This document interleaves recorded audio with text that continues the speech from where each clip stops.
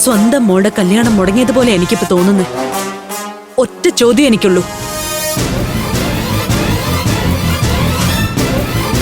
നിന്നെ ചതിക്കാൻ കൂട്ടുനിന്ന് ഇവനെ കല്യാണം കഴിക്കാൻ തയ്യാറാണോ നീ?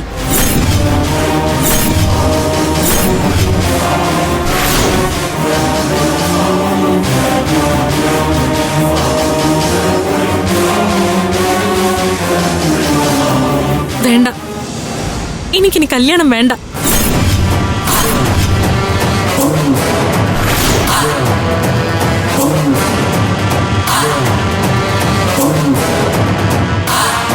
ഇവക്ക് വേണ്ടെങ്കി പിന്നെ എന്ത് കുന്തം കാണാനാടാ നീ ഇവിടെ നിൽക്കുന്നേ?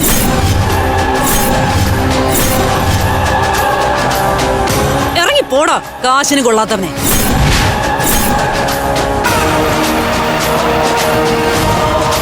ദേ, എന്റെ മോനെ പറഞ്ഞാലുണ്ടല്ലോ ഒരു ചുക്കും സംഭവിക്കാൻ പോകുന്നില്ല. ഇവനെ വായ്ക്കൈയും പൊത്തി ഇവിടുന്ന് ഇറങ്ങി പൊയ്ക്കൊള്ളണം. പകരം ഇവൻ എന്റെ അനിയൻ അമൃതയുടെ കഴുത്തിൽ താലി കെട്ടും.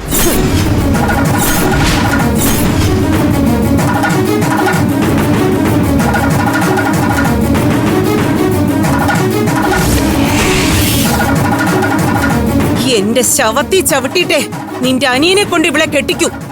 നിർത്തടി.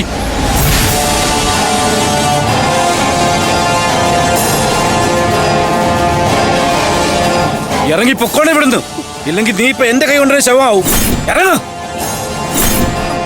ഇറങ്ങിപ്പോടി,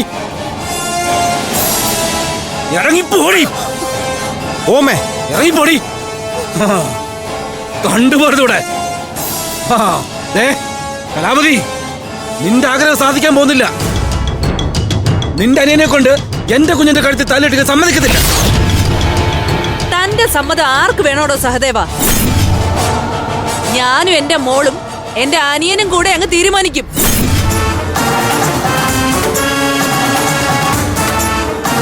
മേളം തുടങ്ങട്ടെ. നീ മണ്ഡപത്തിലോട്ട് കയറി വാടാ മഹേന്ദ്ര.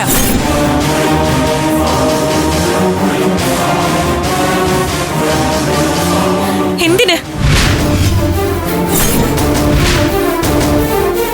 ഇവിടെ കയറി വന്ന് ആര് താലിയിട്ടാനാ? എന്നെയോ? ഒരിക്കലും അത് നടക്കില്ല.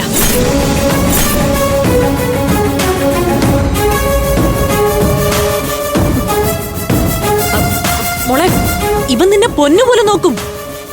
അത്രക്കിഷ്ടമാ മഹിക്ക് നിന്നെ. എനിക്കറിയാത്തല്ലോ നിങ്ങളെ ആരെ. കൂടുതൽ പറയിപ്പിക്കണ്ട. എനിക്കിപ്പോ എന്റെ കല്യാണമല്ല, എന്റെ കുഞ്ഞനിയത്തിമാരാ വലുത്.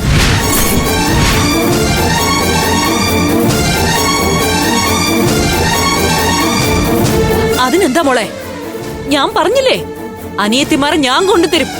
ഇല്ല, ഞാൻ വിശ്വസിക്കില്ല. നിങ്ങൾ ആരെയും ഞാൻ വിശ്വസിക്കില്ല. എനിക്കെന്റെ അനിയത്തിമാരെ വേണം. അവരെ ഞാൻ തന്നെ കണ്ടുപിടിച്ചോളാം. മാമൻ എന്നോട് ക്ഷമിക്കണം.